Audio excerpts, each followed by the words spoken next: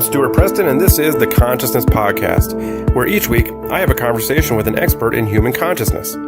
This week I had the pleasure of speaking with Dr. Michael Nahm, and the topic was terminal lucidity, a term he coined. Terminal lucidity has implications in end-of-life experience, near-death experience, and provides insight into human consciousness. Dr. Nahm is a biologist and has also studied zoology, botanics, genetics, and paleontology. So please enjoy this edition of the Consciousness Podcast with Dr. Michael Nahm. Oh, and listen past the end for a far-out discussion on psychedelics and terminal lucidity.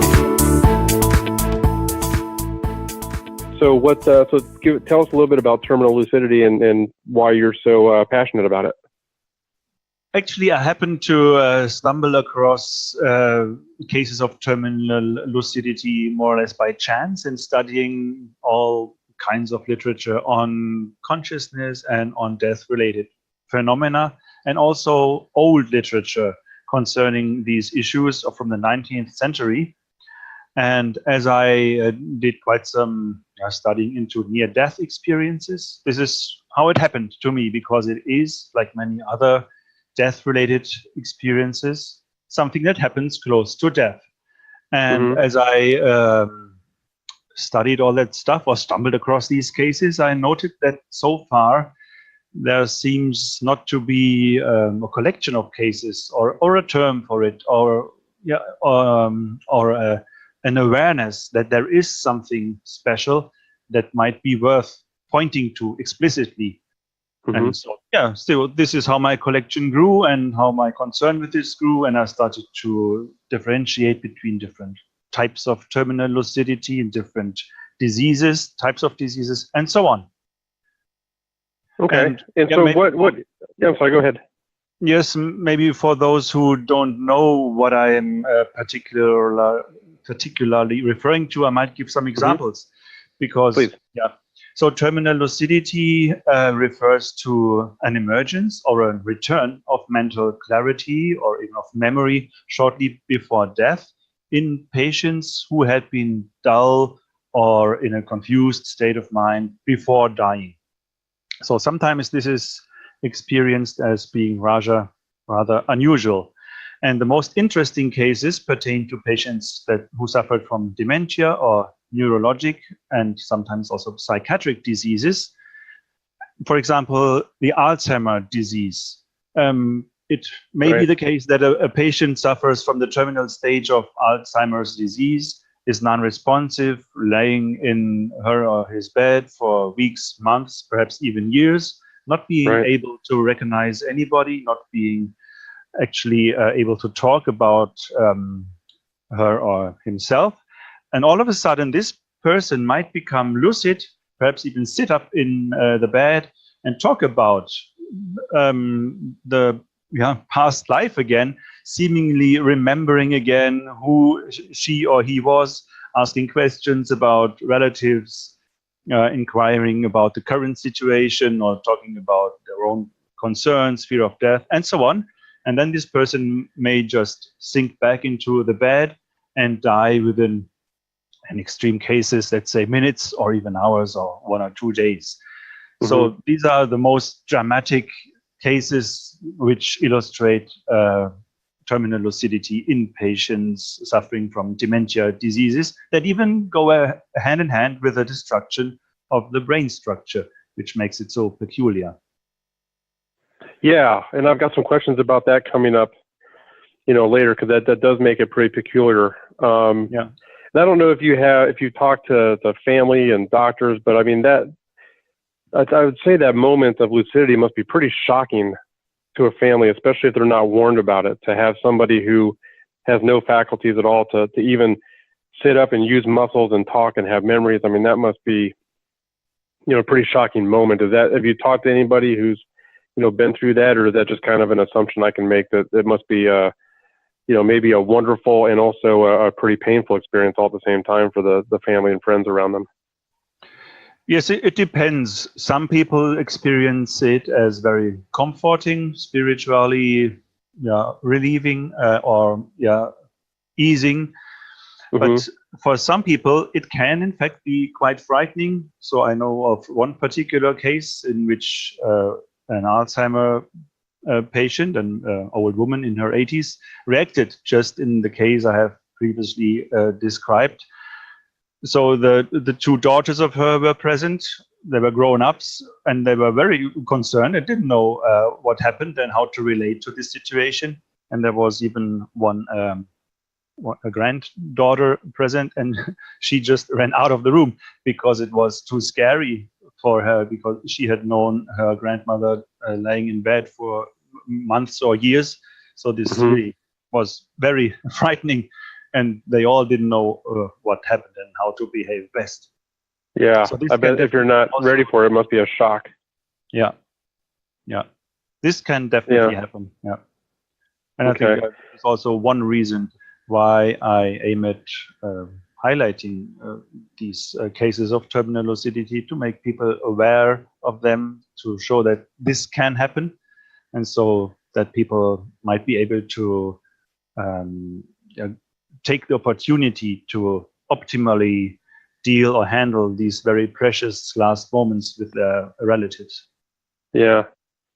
Yeah, and I know it seems like, and I mentioned this to you before, but in hospice, I've had a couple people go through hospice, and the hospice nurses have even told us, they said, just be warned, there may be, and they didn't use the term terminal lucidity.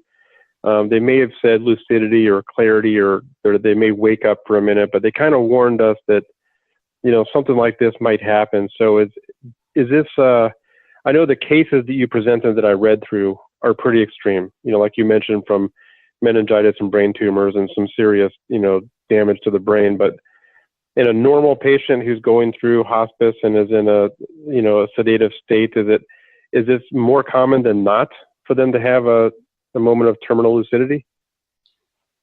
Well, I think it's still something that doesn't happen too often.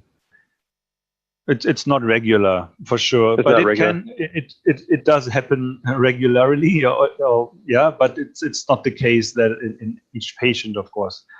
And the more dramatic examples, which I focused my studies on, like cases of tumors, Alzheimer's disease, strokes, and these types of disease, it's maybe even rarer.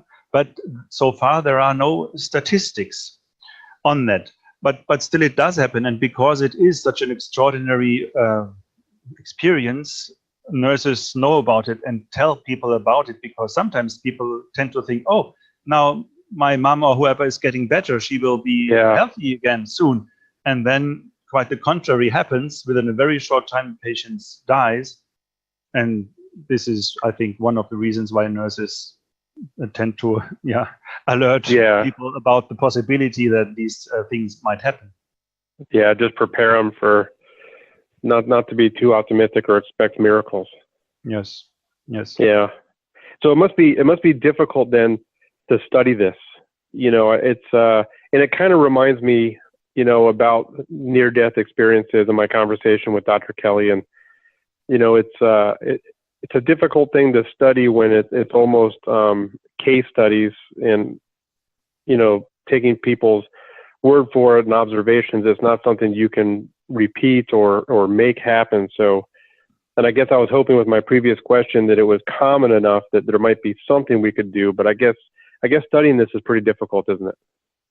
Yes, it is very difficult already, because the time that somebody dies is a very special and intimate time or moments, and you wouldn't want to enter with a scientific equipment into that moments too invasively, and or even put electrodes on the heads of these people or film them or whatever. So I think this is not very appropriate from an ethical perspective, and I also don't think that ethical commissions would be very supportive of such kind of studies. So what you can do, and what we did or other research groups did, is asking nurses about their experiences, asking family members who experienced such events, to form a more or a clearer idea about the things that can happen. And I think already by this approach, you can collect very many interesting data on this phenomenon and point to it and make it more known. And another thing that could be done is develop kind of a terminal lucidity scale to even describe it more precisely or to distinguish it from related or phenomena and so on. Like there exist scales by which you can, or by which people address the performance of dying patients in their motor and mental skills. There are scales that by which people assess the performance of dementia patients, and there is also the near-death experience scale developed by Bruce Grayson. So these are things that you can do, but usually it takes nurses and doctors to use these tools to assess the phenomenon and more closely. But I think there is not much that you can do with the patients themselves. Yeah, but that is interesting to have a scale, as part of almost a post-mortem that they probably do anyway, that they could throw that in there, and then you could start to collect some real good data across the world for that. That's I like that. Yeah. Again, we're talking about some of these extreme cases that you've mentioned. Is there any kind of a correlation between the affected areas of the brain? You think about Alzheimer's and the temporal lobe, or people with brain tumors. I think about the boy who has an infection growing in his brain for most of his young life, who died as a teenager. Is there any kind of a correlation between affected areas of the brain and the neuronal damage to the brain and this experience of this terminal lucidity? Well, so far I don't think so. First of all, what we have is not enough data or not enough case reports that would allow for detecting such a correlations, because you would have to know the precise conditions of the brains, which is only the case in very few cases, like that people performed an autopsy or something like this. Right. So from that point, it's very difficult. But from a second perspective, I did not find any hints that would point to such a correlation. And it rather seems that terminal lucidity is something very similar, independently of the precise type of the brain damage. So if you take a dementia patient, like somebody with Alzheimer's disease, or a tumor patient, a stroke patient, or meningitis, these are very different diseases that affect the brain in very different ways, but still destroy parts of it to a considerable degrees. And the terminal lucidity experience can be very, very similar, so that you cannot tell from the experience about what kind of neurological disorder this patient might have had. So I don't think so. And even if you look at persons with fully developed brains who die, again here, they have very similar experiences. For example, terminal lucidity goes very often hand in hand with deathbed visions. People see spiritual beings, people see deceased relatives or friends who seem to come and pick the dying patients up, taking them to the realm beyond or whatever. And this is almost indistinguishable from deathbed visions experienced by people who die with a healthy brain. So, well, from the data or the case collections known to me, I would rather infer that terminal lucidity is independent of the conditions of the brain or the different parts of the brain, and that there is no correlation between those two levels. Yeah. So where do you think that this clarity originates from? And maybe it's getting into the mind-brain problem, but if people with healthy brains, people with damages to different areas of the brain, severe damage, all experience this, what are your thoughts on where this phenomenon originates? Yeah, difficult question. But Yeah, maybe impossible. Maybe it's not fair for me to even ask it, but it's something that. Yes, I think the phenomena uh, they require asking these questions and pondering about them, but it's difficult to find answers. But in my opinion, what these data tell me, and not only terminal lucidity, but all the other death-related phenomena like near-death experiences, deathbed visions, and there are other kinds of phenomena, or even the classical areas of psychical research, they all point to let's call it the fact that the world we perceive around us, the material world, the four-dimensional time-space continuum, is not everything there is to reality. It seems very much that there is a kind of a background reality that possesses some kind of a psychic or mental properties, or maybe even some consciousness-related properties. And what we experience here is something like the tip of the iceberg. And so if we assume that consciousness can, at least to some extent, exist independently of the brain, then this consciousness, in my opinion, is very likely to originate in that kind of a background reality and will manifest itself usually through the organism and through brains, but perhaps not always. And I think the origin most likely does not lie inside the body, but somewhere behind the body. Yeah.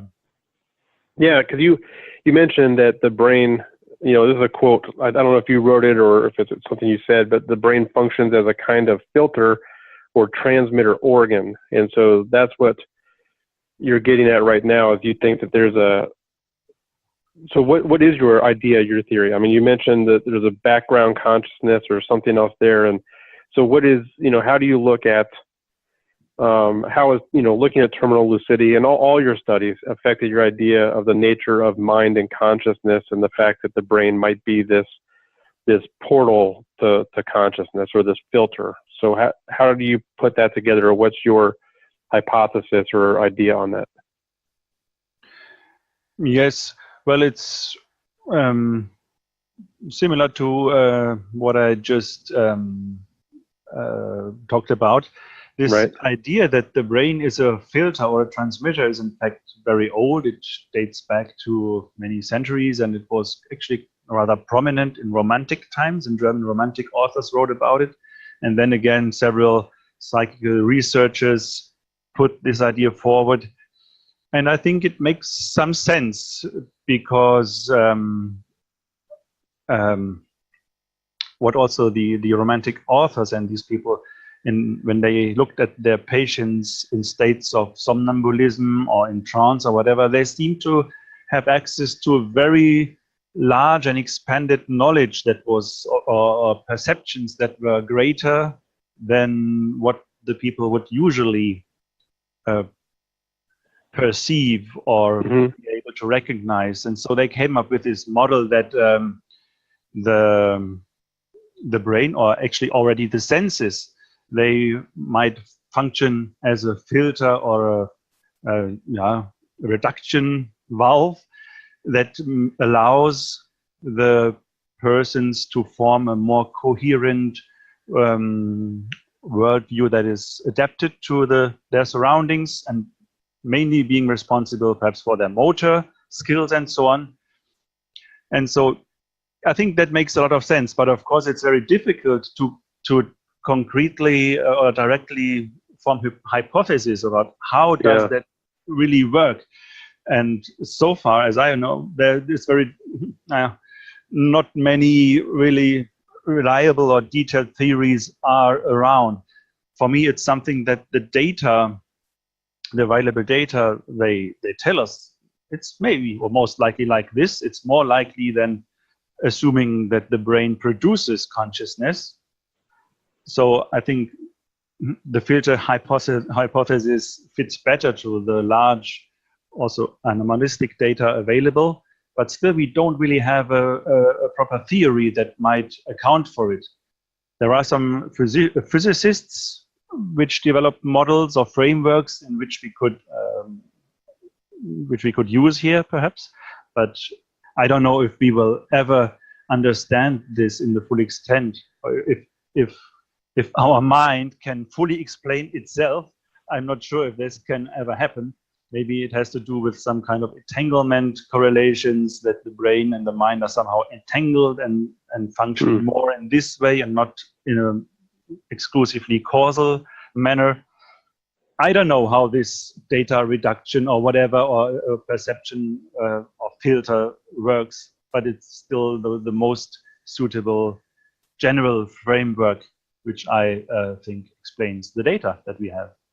Yeah, it makes sense. It reminds me of Aldous Huxley in his Doors of Perception, where he mentions his experience with mescaline and feeling like his brain was a filter, and that the mescaline helped like almost open up that filter to the greater consciousness, the cosmic consciousness, or whatever it is. It was a pretty whether it was accurate or not, or whatever you're describing, but you're kind of reminding me of that that kind of a notion. Yes. You mentioned the motor skills, which is something that reading about some of these cases, like the 91-year-old stroke victim, and some of the people that they seem incapable of motor function. So their motor neurons, like their nervous system, is incapable of movement. In some of these cases, and yet during this time of terminal lucidity, they do move. Like you said, they'll sit up. Or maybe even their vocal cords weren't working and then they talk or whatever it is. It seems, and that's, to me, that seems like an amazing phenomenon, that something where a person's brain and body could not move their muscles, suddenly that's happening. And that's, I don't know if you have an explanation for that, or just that's something that, you observe, but, I maybe just like you, I wonder how it's possible that somebody in that state, that not only their mind could overcome this, but now they're moving parts of their body that they hadn't moved for quite a long period of time. I mean, what are your ideas or thoughts on that? How is that possible? Yes. Well, specifically regarding this case you mentioned about the 91-year-old stroke victim. Mm-hmm. So this is the most dramatic case that I came across in my collection. And before subscribing that these cases, or that it happened like it is described, I would actually like to collect more cases that would support the supposed genuineness of this case. So right. I don't know if this is really a reliable account. I think and more work needs to be done to establish the reality of these dramatic cases. I think it's my opinion. But personally, I would not be surprised if these cases do happen. And if they are real, well, it opens up the room for speculations, of course. And in my case, I was reminded of other strange object movements studied again in the realm of psychical research, and which are called telekinesis or psychokinesis. Mm-hmm. For example, it is long known that people in a very excited or stressed emotional state can apparently have an effect on physical objects of whatever kind. And specifically in the context of dying, just think about stopping clocks or pictures falling down from the walls and other electric anomalies, lights turning on and off. And these are phenomena that are reported rather commonly in the literature about unusual death-related experiences. And then again, we have all the other seemingly explicable psychophysiological influences, starting from placebo effects, ranging up to stigmata or even voodoo death, like auto-suggestively induced dying, and all these things where the mind seems to exert a very strong influence on its own body matter. And I think, I mentioned that the most dramatic case maybe relates to the sudden whitening of hair in situations of emotional distress or trauma. And people typically think, well, that cannot really happen because hair is dead matter, it has no physiology in it anymore. So it certainly cannot alter its color because it's dead matter. So I performed a literature study focusing on the medical literature of the last 200 years in different languages. And I came up with about more than 200 cases described by physicians who apparently reported such an unusually rapid decoloration of hair, and over 40 physicians witnessed it in person. So I think we have very strong evidence that the mind can affect matter or even its own body matter. And so I think maybe that happens again in cases of terminal lucidity, when people are very much affected by strong emotions, maybe happy emotions. In the case of the old woman just mentioned, she seemed to recognize her deceased husband who was coming to pick her up. So this might create an emotion strong enough to move the body, even though its organic parts or the nerves, the brain, would usually not allow it or didn't allow it before. So for me, these cases seem to border on telekinetic or psychokinetic phenomena and these other very strange psychophysiological influences on one's own body. Yeah, it makes me think. You mentioned the connection between the brain and the consciousness. The entanglement, and I wonder if that. I don't know if I'm just throwing this out there. I don't even know if I'm asking a question, but I wonder if that entanglement goes beyond just the brain. If it actually goes to your whole nervous system, your neurons, your motor neurons. If there's something there, then that's why things are able to actually happen, and maybe these movements are coming from that greater consciousness. I don't know. That's a thought that occurred to me based on what you shared earlier. So yes, that's certainly the case, and I think these entanglement processes do definitely relate to what I call psychokinesis, for example. There are even theories in which entanglement processes are employed in explanatory models for psychokinetic phenomena and so on. So that's definitely something I would also subscribe to, yeah. Yeah, okay, interesting. Now you mentioned NDE, near-death experiences, earlier, and I know that you've collaborated with, I guess the expert of NDE, maybe Dr. Grayson, and then it seems to be a timing issue. The terminal lucidity happens before that quote moment of death, and maybe also near death doesn't quite cross that timeline. But how do you see terminal lucidity tying into that near-death experience? Yes, I do think there is a relation between those two phenomena, and I think that this is made even more likely, or if you call the link between those, the best link between those two types of phenomena are deathbed visions. Because terminal lucidity, basically you can have two kinds of them. In one kind, the people are just regaining their memories or maybe their personality traits and talking about very down-to-earth matters, about inquiring about family members and so on and so on. But very often you find terminal lucidity cases that have these spiritual components I mentioned before. Like they sit up in their bed and seem to recognize deceased family members or spiritual beings or whatever. And actually display very typical deathbed visions.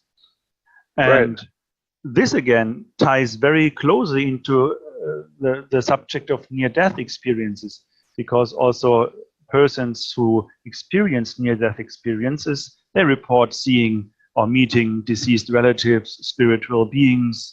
They also might report perceiving heavenly music or bright lights. All this is reported from deathbed visions. And they also, of course, often report a very intense mental clarity or lucidity they never experienced before. So you see that all these elements present in near-death experiences can again be found in deathbed visions to some extent. And deathbed visions in return are often a very profound component of terminal lucidity. So that highlights very nicely that all these death-related phenomena are closely tied and linked to each other. And now if you want to come up with explanatory models for, let's say, near-death experiences or terminal lucidity, I think it is very, very important to take all the other phenomena into account as well. So we should not treat terminal lucidity or near-death experiences as a singular phenomenon, an oddity that occurs close to death and has nothing to do with all the others phenomena. And I think, yeah, that's the way we must approach these so-called end-of-life experiences, which again, if we take them all into account and look at all these elements and their characteristics, this will only enable us to find the most suitable explanatory models for them. Right. Yeah, so that makes sense. Yeah. So what then is what's your opinion of survival of the mind or consciousness after death? I think I'm starting to get a clear picture of where you might be on this, but I'm curious to know, the terminal lucidity and near-death experiences and all these phenomena that you said, we have to look at as a whole to really understand that, this moment. How do you view survival of consciousness after death?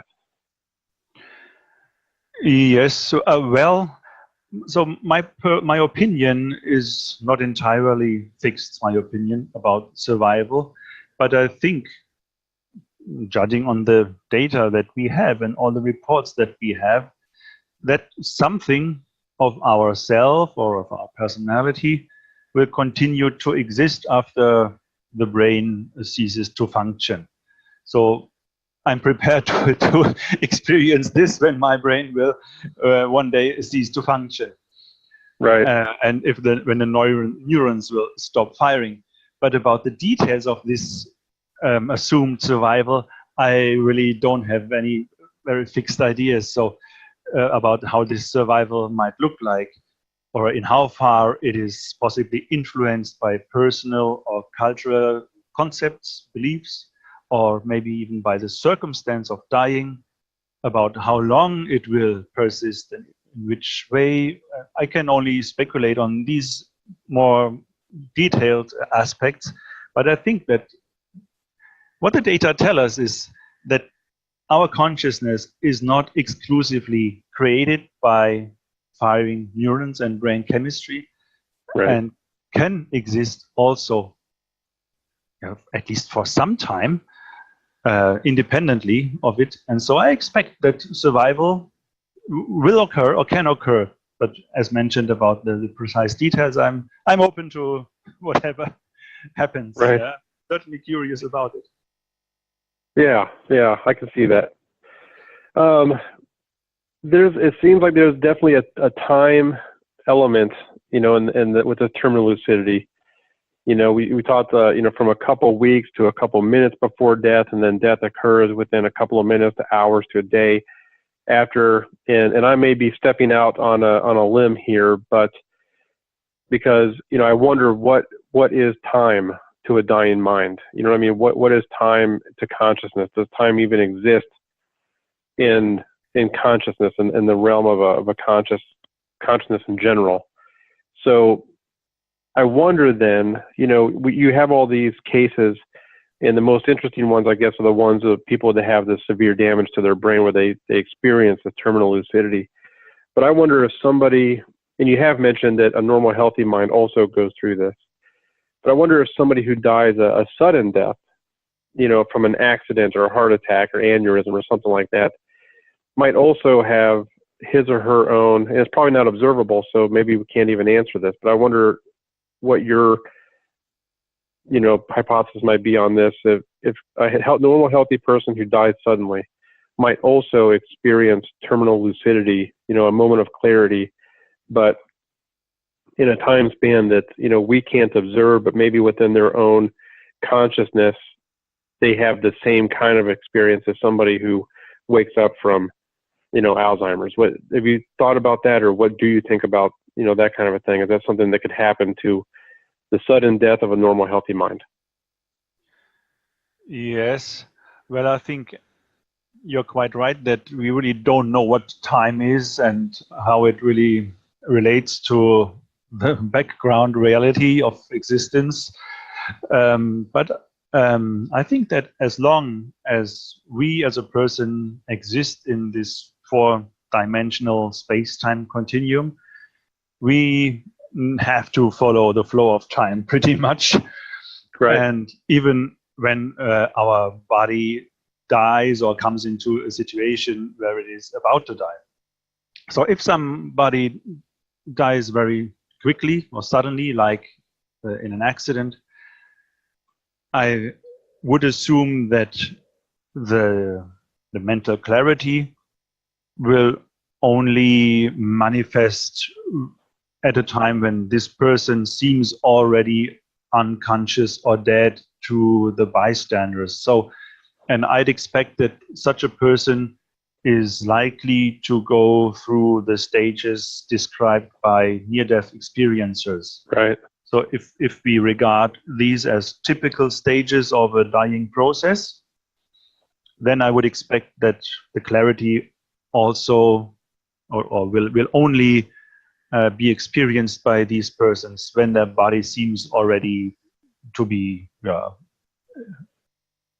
dead, so then it or at least flows into that near-death experience. Yeah.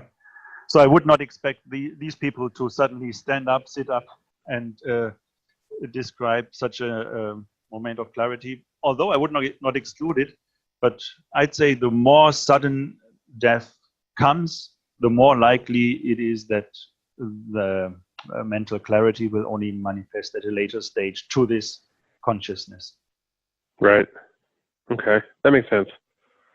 So, looking to the future, with your study of terminal lucidity, where do you see it taking you in the future? What are some of the long-term possibilities that you see from this? Well, again, it's a good question because I'm not a physician. So right. I did my studies into near-death phenomena and also terminal lucidity in my spare time. I am a biologist, so I know a bit about organisms and human beings, but I'm not in a position to really perform studies or to work in a hospital or to work with physicians at the moment. So this is also why I mainly draw reports from the literature, or I collected case reports that people sent to me because they knew I'm interested in these cases. So what I hope that will happen is that other researchers who have the opportunities and also the possibilities to work in hospitals will take up this issue and become motivated to study it in more detail. In the first place, this would mean that they perform surveys in hospitals, hospices, palliative stations, and so on. And in fact, this has already happened to a small degree. I was involved in initiating a study in a Swiss hospital where the nurses were questioned regarding their experiences with unusual end-of-life experiences, also including terminal lucidity, and they did report they all knew about it to a certain extent, at least. Then also Alexander Battiani from a university in Vienna, he performed what he called a European terminal lucidity study. He sent out questionnaires, I think several thousands, if I'm not mistaken, to nurses, doctors, and so on, and collected reports about terminal lucidity, mainly concerning dementia patients. And he got very many interesting reports in return. And so I hope that my studies will stimulate others to perform more research in the clinical or medical setting And as mentioned earlier, one important aspect that I'd like to promote or to suggest is developing a terminal lucidity scale, so that people can better tell what is a terminal lucidity experience, or what is perhaps just a small lightening up of an otherwise dull patient, or to distinguish between different types of terminal lucidity a bit better, or something like this. This is what I would suggest to other researchers, but I don't know about. But I expect that my personal involvement in terminal lucidity research will be rather limited in future. Well, it sounds like it could be quite a catalyst, because I know that nurses observe, I should say, these phenomena, and to them it's almost it's a given. It's what happens. So many of us question things, and skeptics and people studying things, but the people who actually deal with the dying people, to them it seems to be just kind of a given. So I think if you're a catalyst to create this scale, the terminal lucidity scale, and we get that out there and make it happen, I think that there'd be a huge outcome from that, and really trying to understand the whole end of physical life, and consciousness. I think that could be, obviously bring us a huge benefit. So hopefully it's a catalyst for that. That'd be pretty exciting. Yeah. Before we wrap it up, is there anything else that you'd like to share? Anything that I haven't asked you that you would like to discuss?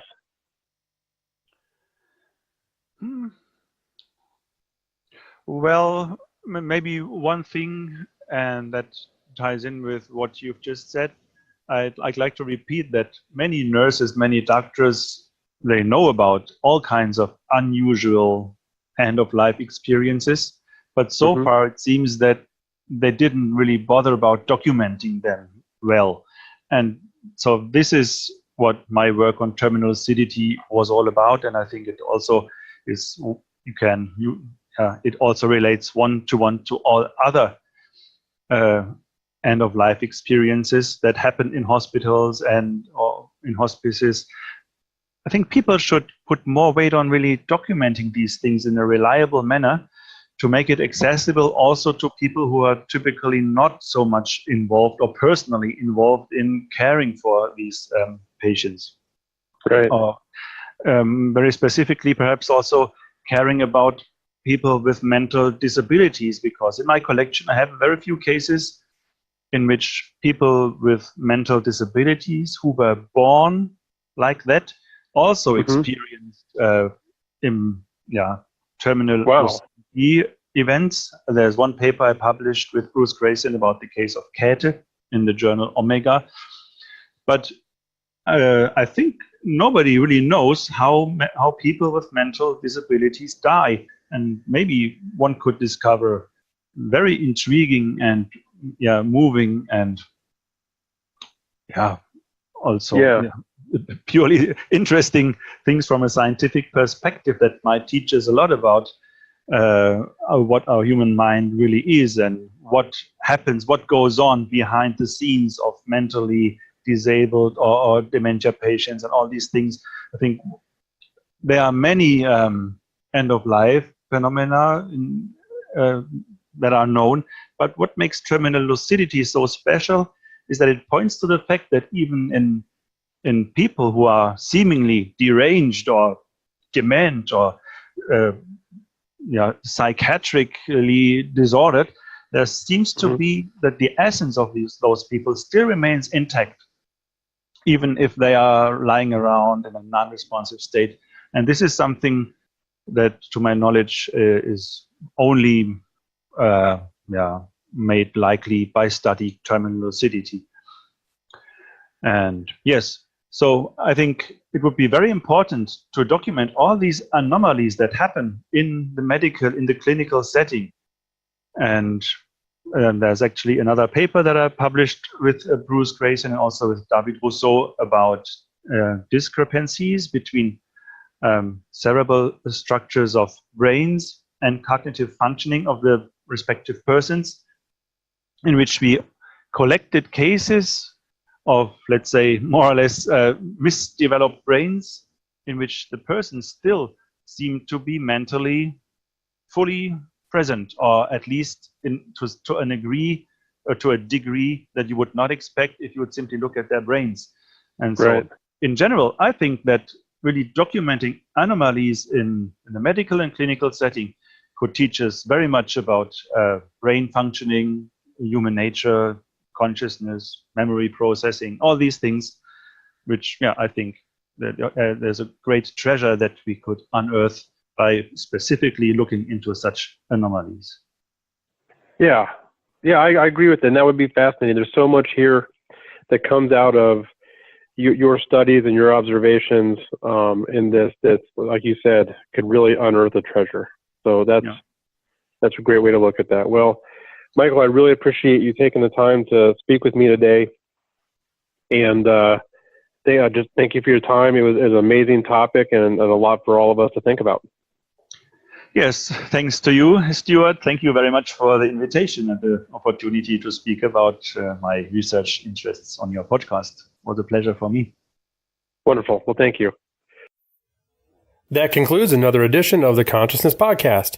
Thanks again for listening. Please find us at Facebook at facebook.com/The Consciousness Podcast, at our Twitter handle at Conchcast, and don't forget to subscribe to our feed at theconsciousnesspodcast.com. Thank you for listening. But wait, there's more. Hang on for my far out question. If you have time for one more question, I didn't want to throw this in there because I didn't give it to you up front, and I don't know how you feel about this, and with your biology background, it makes it also interesting. But I attended a webinar with Robin Carhart Harris. Are you familiar with him and his work? No. He's like the preeminent person right now with psychedelics. Mm-hmm. And what he did is, and I think he's in England, what he did is a bunch of fMRI analyses of brains on, a normal brain, a brain on a placebo, and brains on LSD, psilocybin, and DMT, 3 psychedelic, compounds.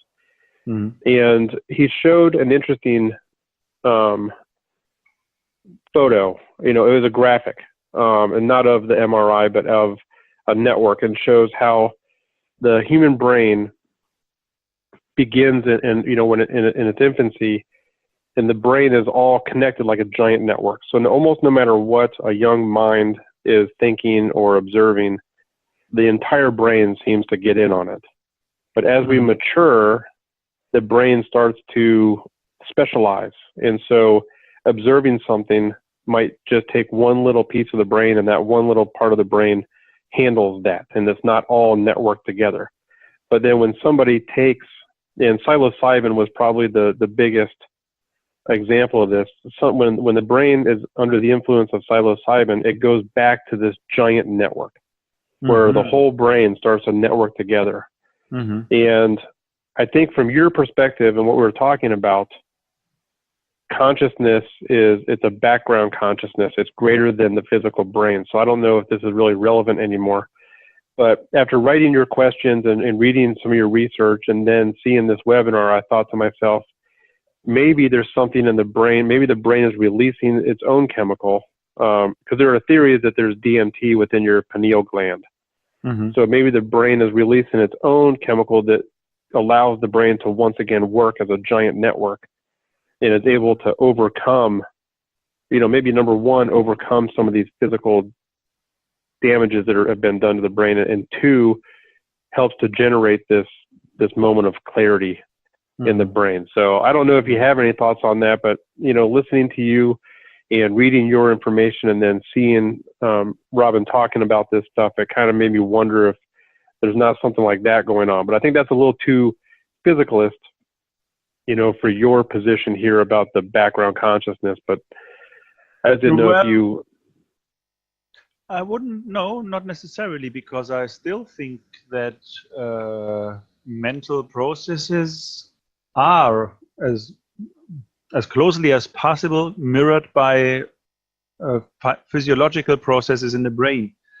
So I'd actually expect if somebody lives through a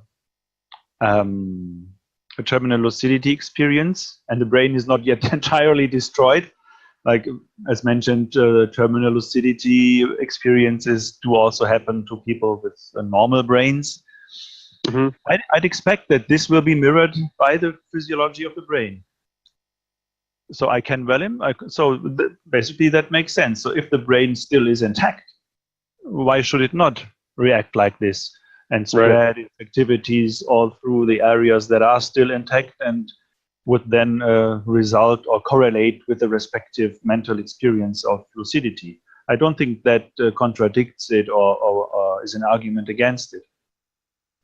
Okay. Actually, you might have heard about several studies that in which dying patients were studied using electrodes on their head, No, but they were I'm not already sure.